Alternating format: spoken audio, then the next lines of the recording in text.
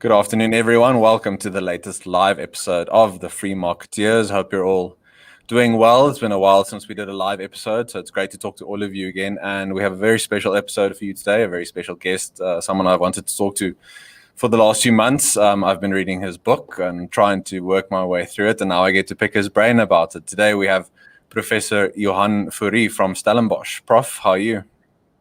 I'm very good. Thanks, Chris, for having me. No, it's a pleasure. For those of you who don't know Professor Fourie, he has a new book out called Our Long Walk to Economic Freedom. And we're going to get into everything that topic and that the title encompasses, a whole bunch of economic implications, philosophical, maybe even some metaphysics. I'm not sure if he's that kind of professor, unfortunately, but let's see what we can get out of him. Prof, why the title? What sort of prompted this undertaking of yours? There's obviously a lot of research in the book, a lot of analysis, a lot of data, but in a nutshell, what prompted this project? Yeah, I guess there are two reasons really that the book materialized. The first is a very kind of pragmatic or practical reason, and that is that lockdown happened last year and our classes moved online. And I basically told my students that, we can either do this online, which I don't think is satisfactory for both for them and for me, or we can, I can write down the lectures and then we can discuss this at the end of each week. And so that's what I started doing.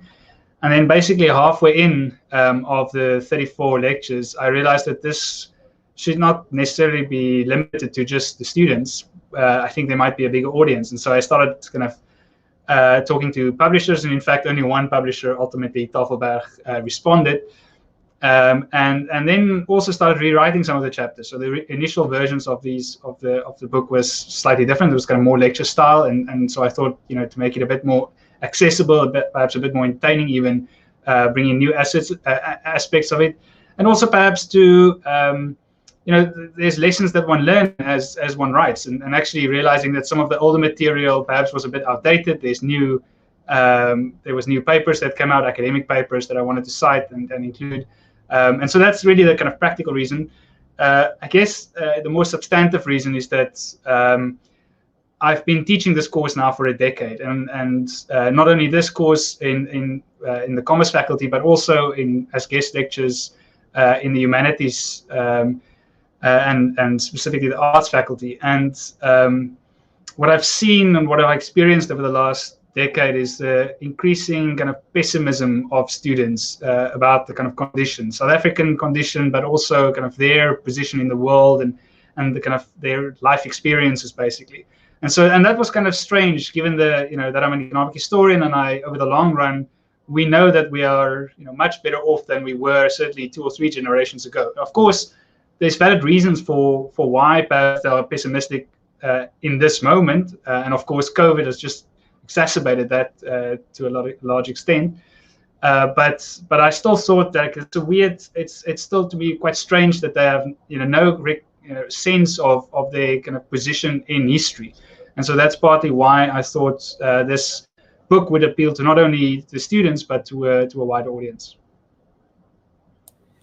Now, in the title itself includes the concept of economic freedom. Now, I'm not going to presume anything, but I'm guessing you don't define economic freedom as someone with a red beret would define it. But for you, what does the concept entail? What does it involve? I mean, for different people, maybe economic freedom means you don't have to go to an 8 to 5 kind of job. You should get certain things from your state or from your government, for example. What to you does the concept mean?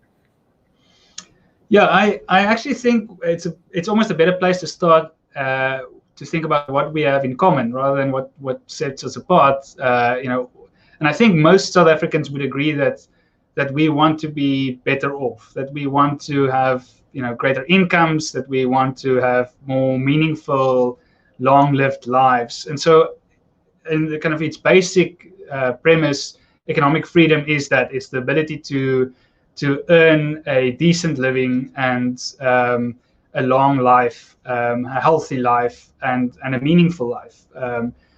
So the question, I guess, is how we get there, and that's perhaps where we differ.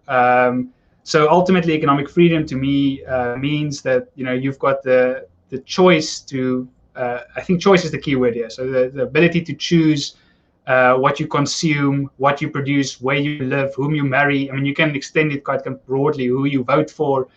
And so that encompasses many kind of freedoms, but the economic freedom, I think, ultimately boils down to the kind of consumption and production possibilities.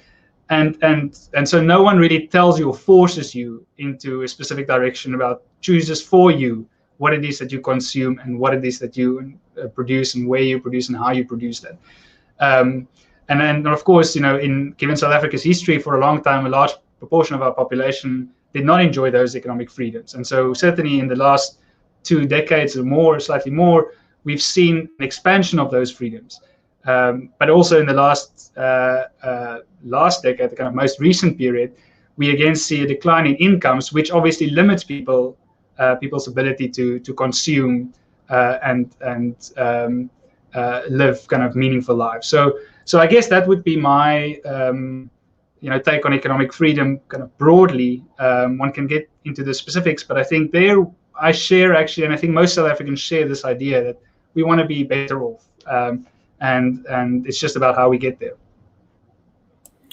Early on in the book, you used the analogy of Monopoly, the game of Monopoly, versus Settlers of Catan, both games that I've spent quite a few hours, probably too many hours playing, and the various different versions of those games. But I wanted to ask you what that analogy, the one versus the other, tells us about sort of viewing the world in terms of economics and I guess human action itself, and also how that would tie into what something I call wealth creation versus redistributionism, that sort of idea of wealth is fixed or wealth can be created. Yeah, I think most people associate economics with Monopoly, right? With the game of Monopoly.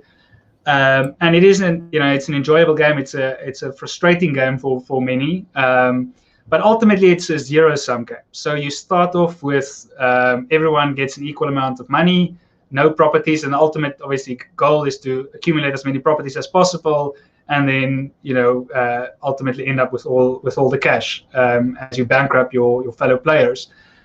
That is not how society works or how economics work at all. And so I tried to kind of use the analogy of Settlers of Catan, which is, for those who don't know, it's a game where basically everyone starts with like one village and one road. You've got a map, and you produce resources, you trade those resources, and ultimately the person who first reaches 10 points or so, they win. But when that person wins, everyone's civilization or society is much bigger than it was at the start. And that's not a zero-sum game, right? That is a great example of how economic development actually works. So it's not that you can only get rich by taking from someone else. You can create wealth. It's exactly what you referred to, this kind of wealth creation. It's not only about extraction or expropriation. It is about creation. And if you take kind of a longer run view of the world, even if we just take the last 200 years, for example, right, the global average of incomes have increased, and this includes everyone in the world, by a factor, I think, of 18 times. So, and even in the poorest regions of the world, right, in Africa, which today is the poorest, that increase was 6 times. So we are a much more affluent society globally than we were 200 years ago. And even in the poorest regions, we see a tremendous increase. And that's, I should add that that's over and above the fact that we are 8 times more numerous than we were 200 years ago. So, we 8 billion people now, we were 1 billion people. So not only has the number of people increased, but the income per individual has increased tremendously. And so that really reflects Settlers of Catan far more than it reflects Monopoly. If Monopoly indeed was the way that the world worked, then a couple of rich people would extract everything from the poor, and then that would be a very static society. To me, that also ties into, I guess, concerns nowadays around corruption and the mixing of economics and politics. And I tried to make the point that the more you give politics a role and power, you shouldn't be surprised when wealth is fixed. And I think you'll see increasingly difficult forms of political competition because the resources available for enrichment become more and more scarce. So if we want to, in some ways, address those issues, we have to embrace economic freedom and the ingredients that are necessary. So I wanted to ask you, in your research, in your analysis, what are the crucial ingredients for economic freedom to be accelerated? It's obviously something very important that we need in a post-COVID world. I mean, not that we're completely out of COVID just yet. We're now the third wave is bubbling up in South Africa. But what do you think is the top 5 things that a country such as South Africa could do? Yeah, I mean that's a tough question to answer in a kind of short space of time. But I think I'll answer it in the way that Joel Mokyr answers it. So Joel Mokyr is a scholar of the Industrial Revolution and a fantastic economic historian, and summarizing kind of his life's work basically on the Industrial Revolution, he says that humanity has come to kind of 2 conclusions, and it's really ultimately I think the way we should think about kind of all wealth creation, or the kind of prosperity and the flourishing, that the human flourishing we've seen over the last 200 years, and that is that we should use our understanding of nature, which is a nice way of saying we should use science to improve kind of material well-being of humanity, right? So we should use our scientific knowledge, the way that we over millennia have come to understood technological improvement and innovation and these kind of things, to improve the human lot or to make us more productive. So that's the first kind of I think main principle. The second one is that we should not limit that knowledge to an elite few, or at least you can put it another way, we should prevent the extraction of that surplus created through that kind of innovation and science and technology to the ruling class, or the command council if you want, or whoever is has the kind of political power in a society, whether that, if you go back to feudal times, like the king and the pope, or kind of more recently, whether that be parliament or kind of political parties. We should make sure that knowledge is implemented to benefit all in society, and I think that's a really fundamentally, if you think about any kind of economic policy, one should think about those 2 principles and whether that policy agrees with those kind of principles. And if they don't, then that should be worrying. So if we think about a policy where it's clear that the benefits accrue to a small minority, especially an elite, then that is worrying. That suggests that it doesn't actually lead to economic prosperity in the long run or flourishing. Whereas if you kind of think of a policy where it incentivizes innovation, it incentivizes scientific exploration, then clearly that suggests that might be something that is worth pursuing. Along with doing a socio-economic impact assessment on every proposed piece of legislation, I think we should bring in those 2 principles that you've mentioned now. We should call it the Fourie, I don't know, the Fourie application or the Fourie evaluation or something like that. We have to give you the credit at least, but I like that. I think that's a good sort of metric by which to measure these things.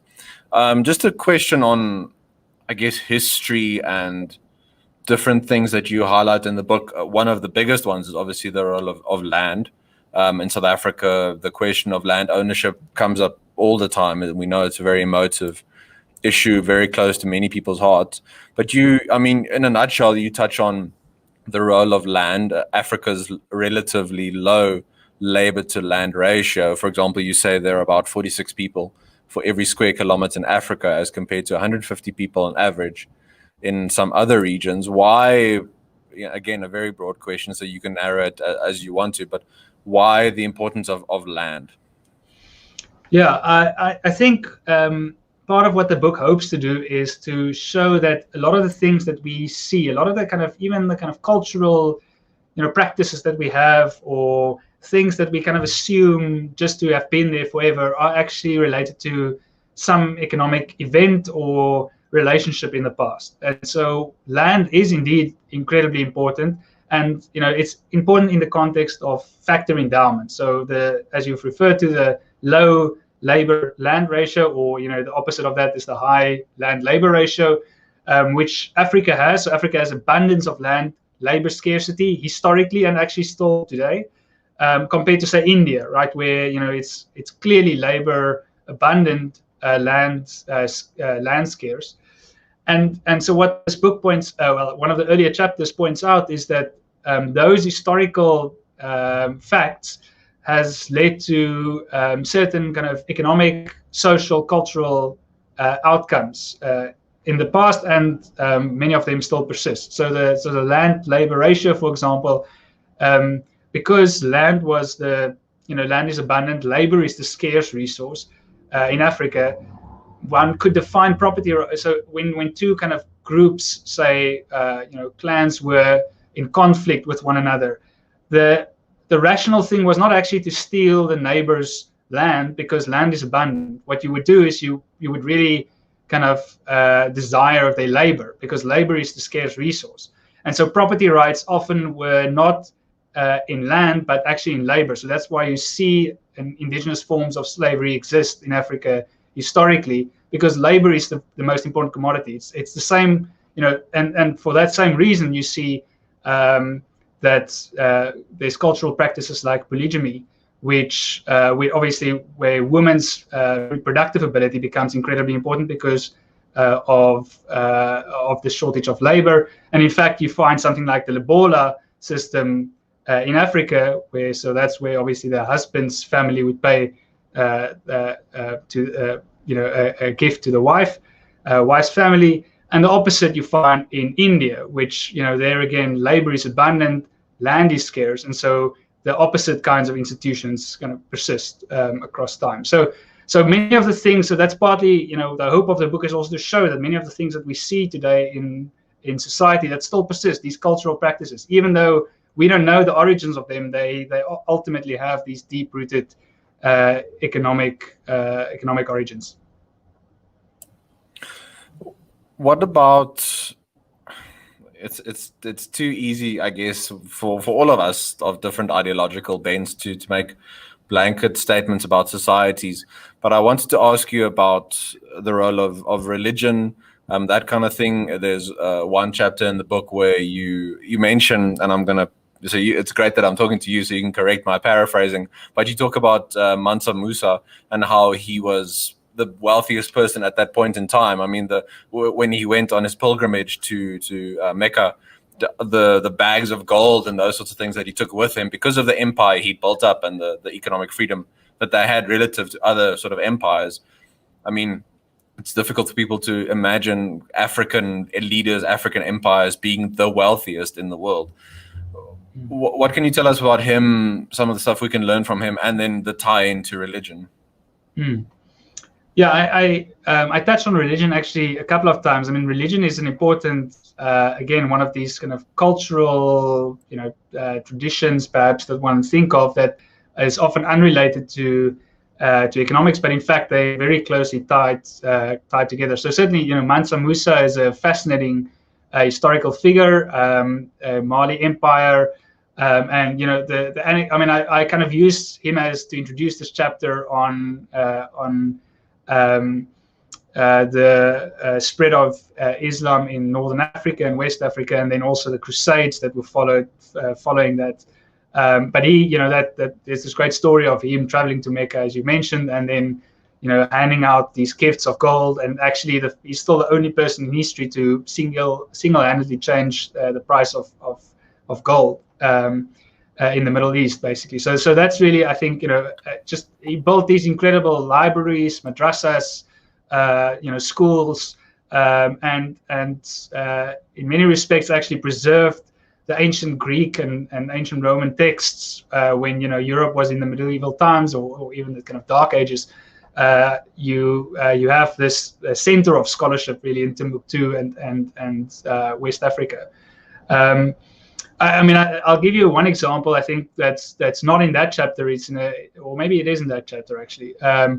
About one recent scholar who asked Muhammad Saleh, why is it that Christians are more affluent than Muslims in Egypt today, right? So that's an interesting question. Why is that? Why would that be? And then he basically shows that it's because of this ancient tax. So when Islam spread across North Africa, Muslims imposed a tax on non-Muslims, and so if you were poor, it's a kind of regressive tax. It's a lump sum tax, but it has regressive consequences. So if you're poor, you can't pay the tax, and so you convert to Islam. If you're rich, you can pay the tax, and so you stay, Christian. And then over 1,000 years later, when you look at Egypt today, you see actually, well, the Christians are wealthier, but it's not because of anything inherent in perhaps the two religions. It's simply because of this, ancient tax that was imposed that doesn't exist anymore. It was at some stage abolished, but still has this, selection effect into who remained a Christian and who didn't. So I think, again, that's a great example of how, history and things that actually, we've completely forgotten about still affects the way societies are organized today.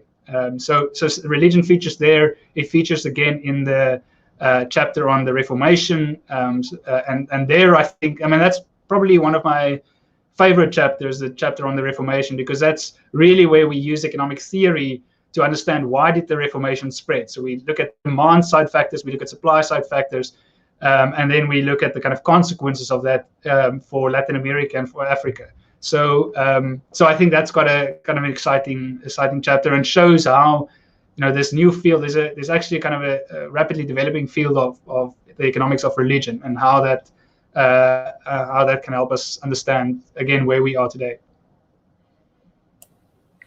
I wanted to ask you just about the sort of complexity of the current world. And just before I get into that, for the viewers, thank you all for being with us. If you have any questions for Professor Fourie, please put those in the comment section, and I'll give those to him in the next sort of half an hour as we keep going. So, Prof, the next question just about, we can tie this to COVID-19, of course, and as I mentioned, the hope is that one can return to normal. I know there's this phrase going around, the new normal. We don't like using it, but we all use it. It's just part of the parlance now.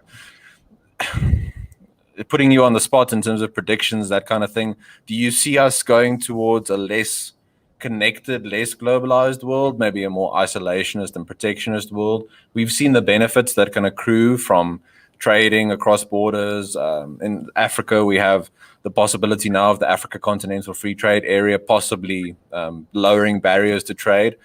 But in a very broad question, do you think, which direction do you think we might go?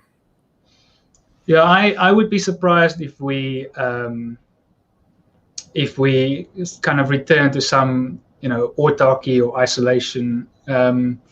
I've spent the last year or so doing some work on the Spanish flu in South Africa, and also now more recently on the United States. And this is a much kind of greater effect on mortality rates, for example, the Spanish flu than COVID-19. And yet we see, afterwards, and one should also keep in mind that was kind of, just at the end of the First World War. So really not a time, if you wanted to kind of go back in history and think about a time where one can be pessimistic about kind of life, then October, November 1918 is a pretty good time for that. And yet we see, there's kind of a short dip, recession. 1920 in South Africa is actually kind of a really big dip in terms of GDP. But you still see kind of integration. You see urbanization happening, industrialization happening after that. So it's not as if it's a small blip on a long run trajectory of upward improvements in income and living standards. And my suspicion is that, again, if we look back in 10 years' time, and of course this will be preserved, so in 10 years' time, we can look back and I can see the errors of my judgment. But my suspicion is in 10 years' time, we'll look back at COVID and think about two things. I mean, it was a terrible time to be, it kind of shocked us, and of course many of us suffered losses. But it was also a time that was really just kind of a blip on the kind of long run, I think, upward trajectory of certainly things like of living standards. And there I would say we might actually see the benefits of COVID being things like improved access to vaccines, new vaccines like malaria, vaccine that's kind of recently been tested. There's even talk of an HIV/AIDS vaccine. Now, if those things were to materialize, indeed, COVID would be a heavy cost, but a cost with huge positive ramifications, because malaria and HIV obviously affect Africa enormously. And so if we were to be able to prevent the thousands, hundreds of thousands of deaths every year from those two diseases, then I can imagine that would have a huge implication for living standards on the continent. And not only living standards, I mean, if you shift a life expectancy up by 10 years, then all kinds of other things happen, right? So people suddenly know that, or there's the expectation that they will live longer, so they're more likely to invest in something like an education or a higher education. So all kinds of behavioral changes that we can't even imagine. So of course also the kind of consequence that now suddenly governments have to consider pension schemes that they didn't perhaps have to consider before, and all of those. But I just think that the potential upside of these new technologies that actually emerged during a time of crisis, and there are several examples in the book that I referred to where exactly during times of crisis you see this innovation. When there's scarcity, again, people are forced to innovate, and so that's really, I think, what I hope that we'll see. Again, it's perhaps an optimistic view, and we struggle with a slow expanding vaccine program and kind of the management of it and all of these daily struggles, but I think kind of the long run potential upside is huge. On that point of optimism and pessimism, you touch on that also relatively early in the book, but about how we maybe find ourselves gravitating towards pessimistic news and analysis. And I mean, one can open a newspaper any day, your Business Day, your Daily Maverick, City Press. I mean, it's for them, that's their job to report the news, and maybe they found a model that works best for them in terms of retaining subscribers and that kind of thing. But bad news sells. What does that indicate to you about the human condition, why we maybe gravitate towards some more negative news? Obviously, books like yours are great at giving us the data and then the narrative in terms of actually our lives aren't that bad. Someone like Johan Norberg, who released a book, was it last year? Was it last year already? Open, about the importance of openness. What do you think about that phenomenon? Yeah, I think it's, if I want to sell a book, then I should have named it something like Niall Ferguson's new book, Doom, right? That's yes. What we attracted to. But I think it's like deeply ingrained in our kind of evolutionary almost, like that we are, we respond better to negative news. That makes sense, right? If there's, there's a lion or whatever, you have to run. And if there's a threat, then you want to know about it. If there's, positive news, it's not something that you have to respond to immediately. So it's perhaps not that important to you. So in psychologists call this a negativity bias, right? We react more to negative news than, even if it's the same news. Like if you lose 1,000 rand, you are more likely to be angry than if you win 1,000 rand to be happy, right? So it's just the way that humans are put together. So it's not irrational for newspapers to sell newspapers based on the negative news, and it's also actually difficult sometimes to measure the positive. So this kind of famous quote that Hans Rosling and all of these guys also mention is that you could have had a newspaper article say exactly the same thing, that yesterday 100,000 people escaped poverty. And it would be true. For the last 3 decades, we could have had that article. Maybe not the last year or two because obviously of COVID, but certainly before that time, it would have been true. And yet no newspaper publishes that because ultimately it becomes a bit boring, and it's difficult to actually know who those 100,000 people are. So we positive news happens slowly. Negative news is like a shock and an event, and we've got photos, and so. I think that's just the way things are.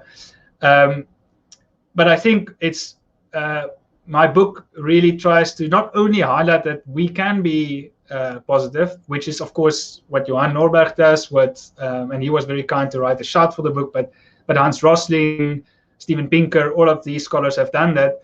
it's also an attempt to try and understand why. And that's really, I think, where the discussion is not really taking place. So we know that things are getting better, but when I firstly encounter, say again, students in the classroom, and they don't believe this, and it's not only our students, right? So Hans Rosling did this wonderful thing where he would ask a Swedish audience, and they would basically say, it's not, the world has got worse in the last 50 years or something like that. So it's just not like South Africans, it's everywhere. But then the question is, so now that we know that we've established the fact that the world is getting better, the question is why? And there, I think, students run into like serious misgivings, and it's partly our education curricula, I think, is lacking, and I see this especially between different kind of faculties, or let's call it disciplines, and I think that's really what also the purpose of the book was, is to say, well, perhaps just let's expose students to an alternative view, that it's not just extraction or exploitation that explains the incredible increase. It cannot be, right? It's just mathematically almost impossible that you can grow the world by a factor of 18 and do that through exploitation. That's really kind of the zero-sum monopoly view of the world, and it cannot be true. So let's provide a different perspective. Not to make lesser of economics in any way, but I mean, part of my, I guess, view is that one has to get the philosophy and the ideology right. That that ideology that one holds informs the sort of economic model that you would adopt or you would think is best, and that kind of thing. So do you think, again, this is me asking you to solve the problems in education, so another broad question, and you talk about the different faculties, not necessarily maybe speaking past each other would be a kind way to put it, but do you think there's something there in terms of getting the ideas right? Yeah, I do. Yeah, I've been teaching, in the commerce faculty here, and I've also been guest lecturing in the arts faculty. And my sense is that students have very different views on the world. And so I don't think it's just a selection thing. It's that they come with these views from home, and then the ones with certain views select the arts and other. I think it's really about what they are exposed to. I'm not sure, within each discipline, and I'm sure within each university that would also differ. So I don't want to kind of highlight certain disciplines. I think it is really just and I'm certainly also not saying that one should only be exposed to one, the true right one. I think it's just being exposed to as broad a view as possible, or views as possible. And I don't find that is happening. So that's partly, again, the reason for this. It's not only even at university, right? It's also at school, I think, I think actually like a high school student would really enjoy this book. It's because it's pretty accessible, but it's so different from the kind of the history that one does at school. It's so different from the economics one does in school, which can be, in my, perhaps biased view, but it can be incredibly dry. It's like, a lot of facts that one has to learn, and economics is kind of, a lot of graphs, and the two certainly never meet up, and so that's partly what economic historians do, is to say, well, we can actually combine these two and tell really fascinating histories about the past that still affect us, that still help us understand the present. A little bit earlier, we talked about the global picture and where you think we'll head after COVID. So we have a question from Crispin. Thank you for the question, Crispin. Prof, what do you think South Africa will look like in 10 or 15 years' time? So maybe a little bit more of a narrow view, still a broad question in a way, but yeah, I want you to put on your scenario planner hat and tell us, where do you see the winds blowing? I'll play it safe, Kristen. Thanks for the question. So I can probably tell you where South Africa will be. I'll be more accurate in telling you where South Africa will be in 50 years' time than I can predict the next 10 years. Also because I'll be dead by then, and then there'll be no one to go back to and point fingers. But what I would say about the next 10 years is that there's no kind of deterministic thing that we should be positive. So that's I think what people misunderstand about the book is that it's not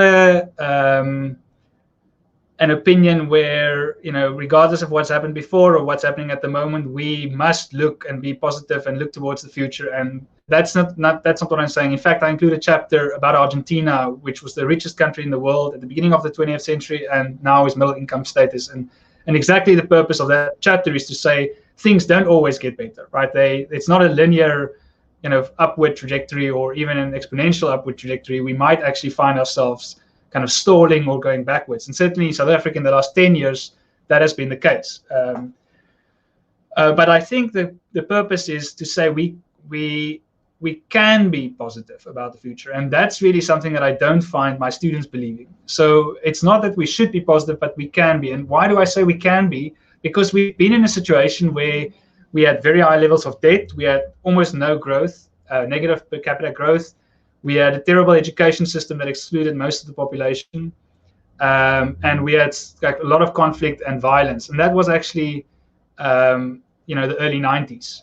And yet we turned that around. So within 15 years, we had a GDP growth of 5%. We had a budget surplus.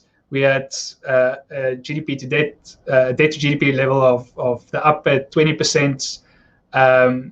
And we were building an electric car, right? So in 2006. So it can happen. We've done it before. It's not impossible. So, but it's not an inevitability, and so we have to work hard to get it right.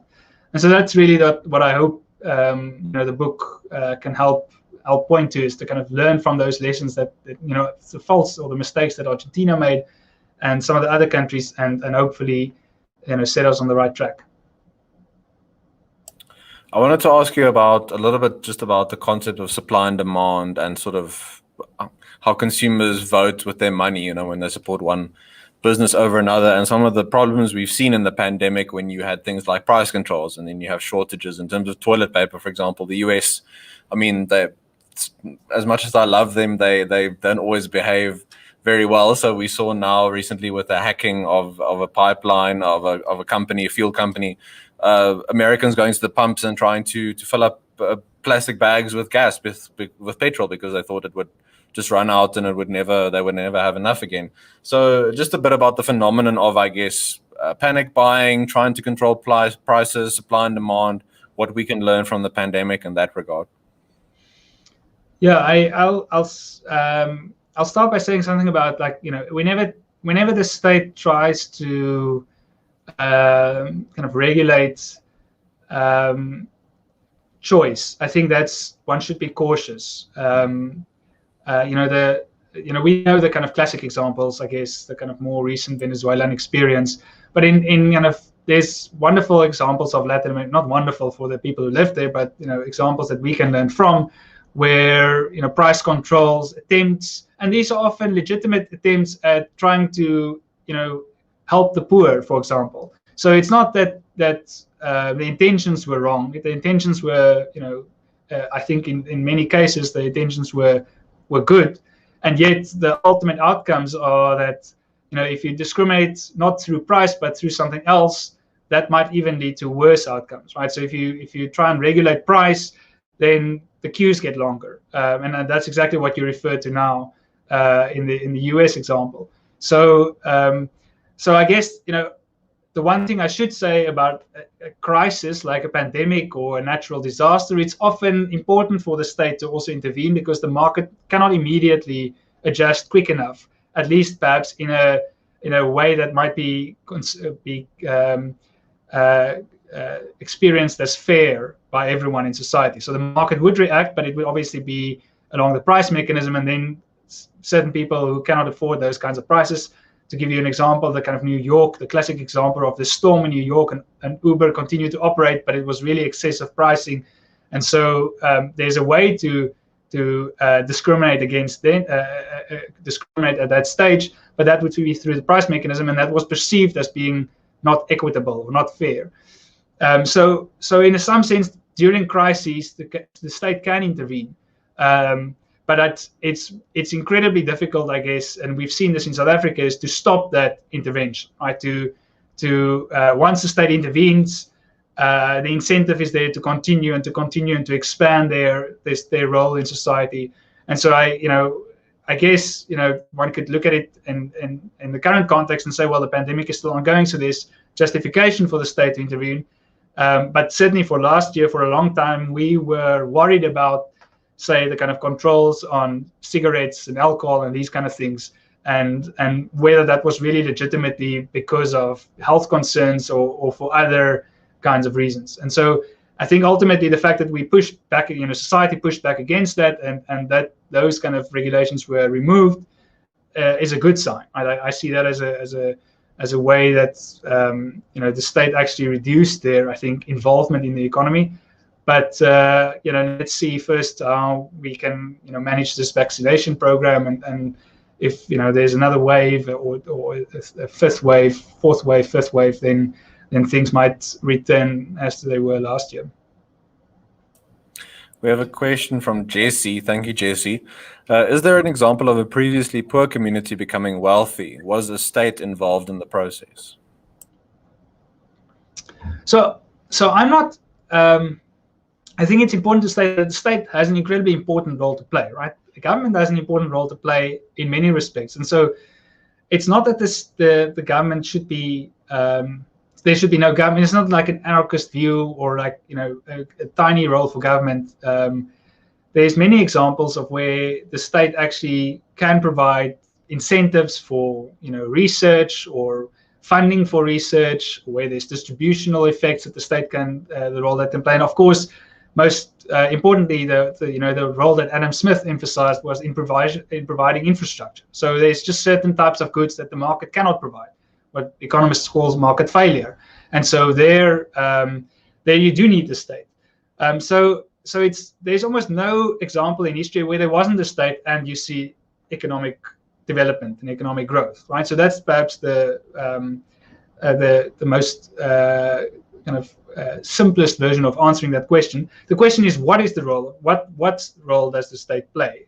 And that's, I think, where we should have a discussion, and that's perhaps a way where the kind of book can help to look at different kinds of lessons.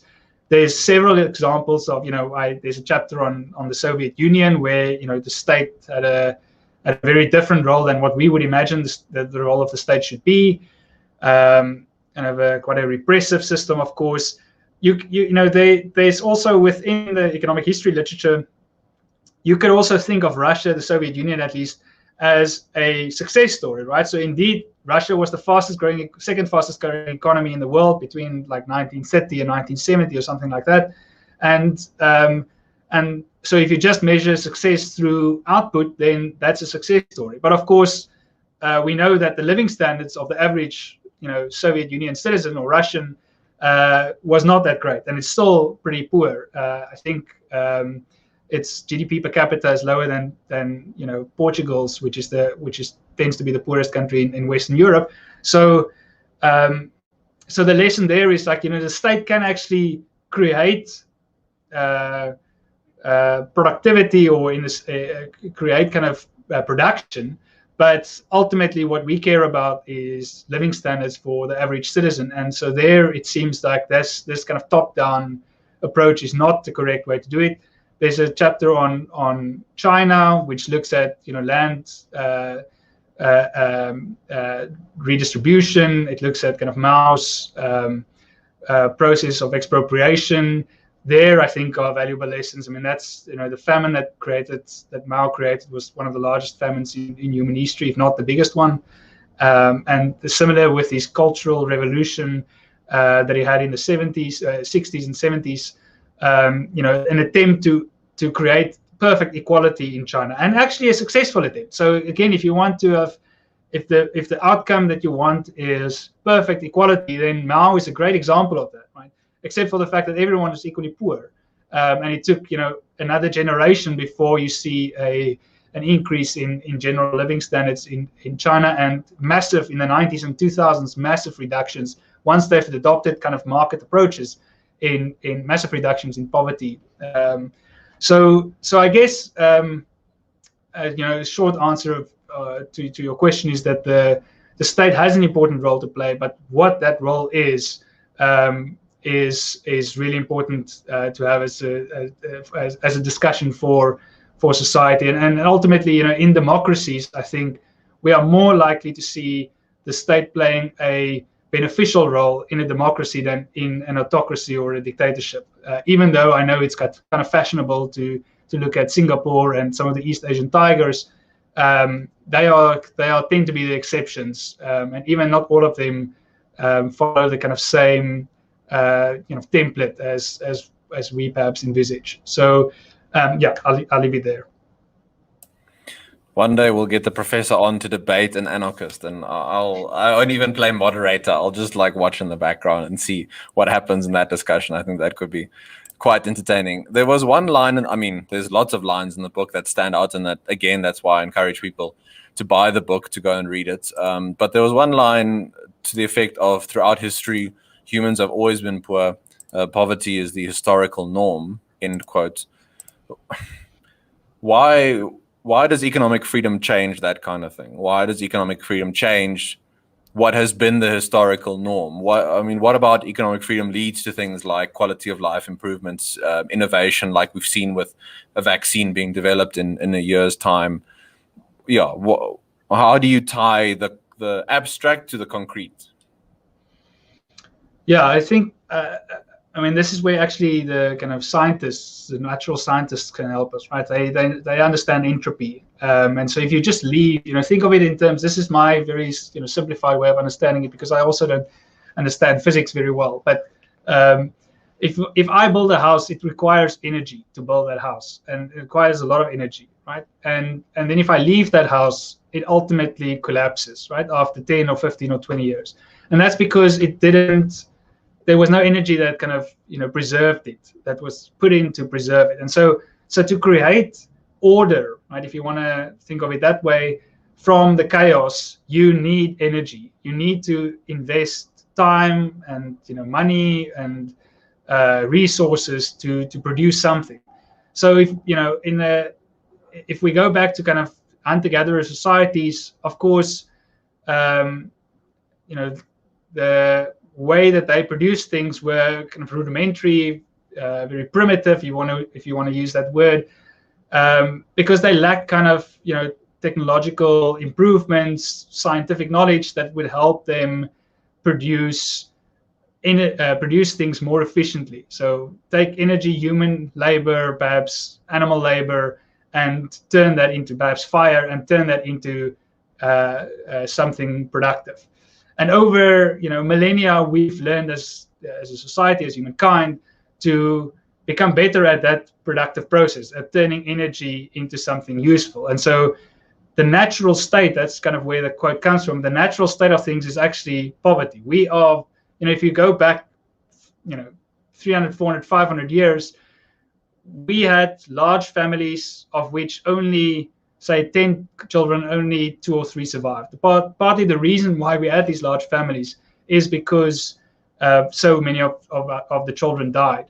And that's kind of the natural state of things, right? Is that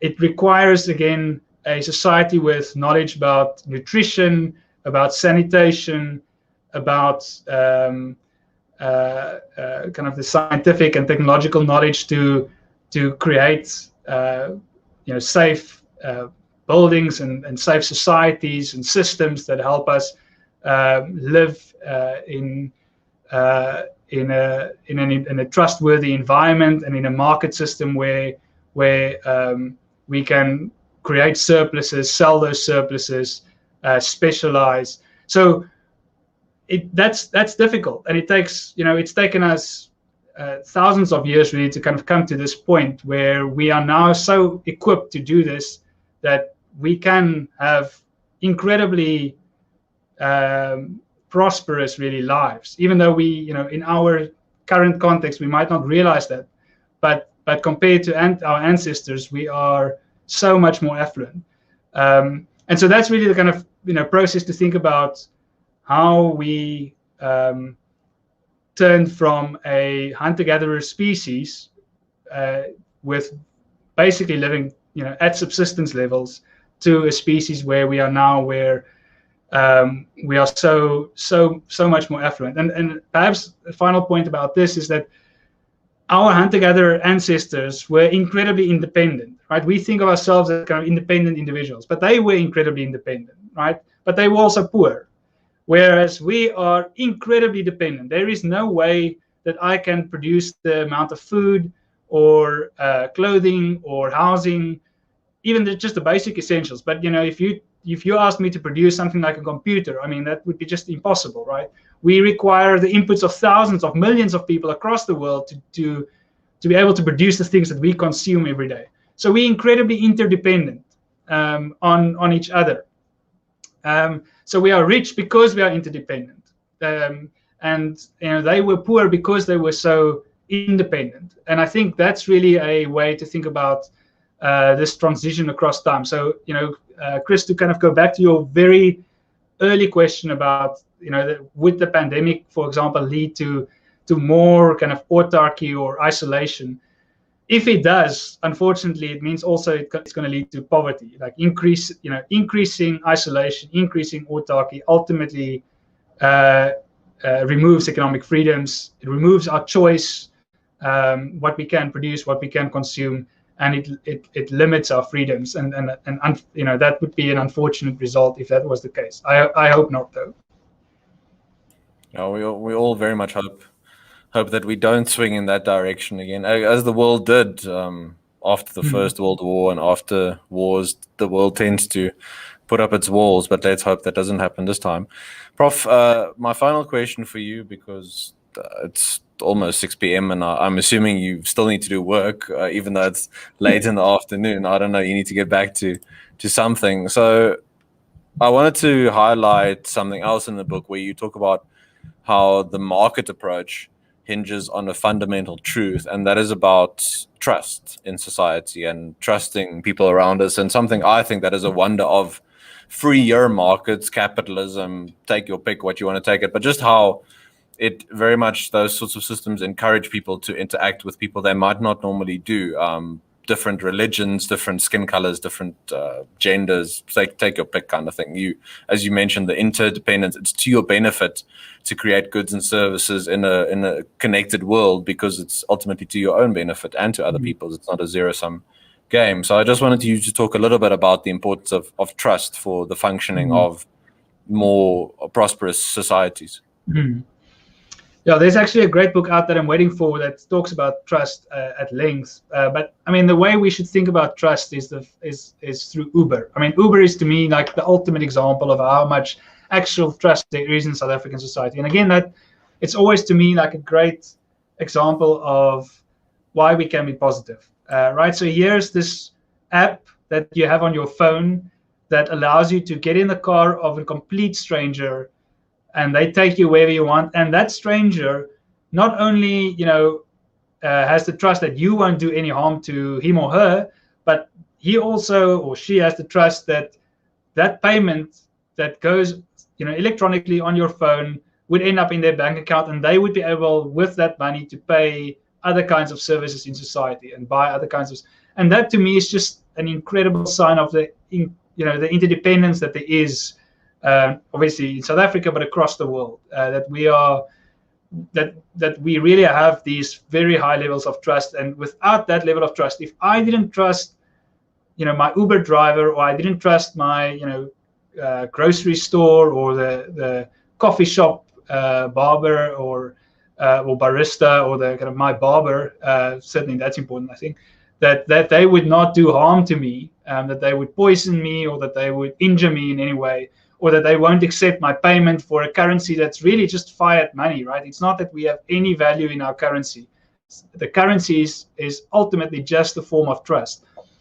So it just shows you the kind of immense trust there is. And so, of course, there are societies where there is very little trust. And so one of the papers that I review in the book is about the consequences of the Atlantic slave trade, and how one of the mechanisms through which the slave trade still affects African countries today is through mistrust. So the slave trade often had, neighbors or even family members being captured and sent to the coast. And so in those societies where a lot of slaves were captured, you still see lower levels of trust today, right? Mistrust for family members, for neighbors, for the government, across all kind of measures of trust. You see lower levels of trust. And the consequence of that is that the market society simply cannot function. So I guess one of the more interesting questions for, say, development economists is, how do you create trust where there's so much mistrust? It's not only economists, of course, it's psychologists and sociologists should be thinking about these questions. But I think that's really, and kind of it tells us why trust is so fundamental to a market society. And of course, if you don't have that market society, there's very little chance of you seeing any kind of economic development happening. So yeah, I think trust is a fascinating topic to study, not only how it exists or where it exists, but how to create it. Yeah. Perfect. I'm very happy to end on that positive, trustworthy note. I invited you to come onto the show, and I trusted that you were who your email said you were, and that you wrote the book. And you've managed. I mean, if you didn't write the book, you've managed for almost an hour to talk very well about the contents of the book. So. I'm glad I convinced you. Yeah, thank you so much for your time this evening. I've greatly enjoyed talking to you. Fantastic. Thanks, Chris, and thanks for everyone listening in. Yeah, to the viewers and listeners, thank you once again for joining us for another episode. Keep an eye out for more in the coming weeks. Remember, if you haven't yet, please like the video and also share it on your different social media platforms. Also, subscribe to the channel. If you haven't yet, you can find all of our work, our articles, research, media releases at www.freemarketfoundation.com. And finally, if you'd like to purchase Professor Fourie's book, you can go to Amazon, of course, and I'm assuming all good bookstores. Exactly. Perfect. Thank you all for being here with me this evening. Talk to you again very soon. Take care.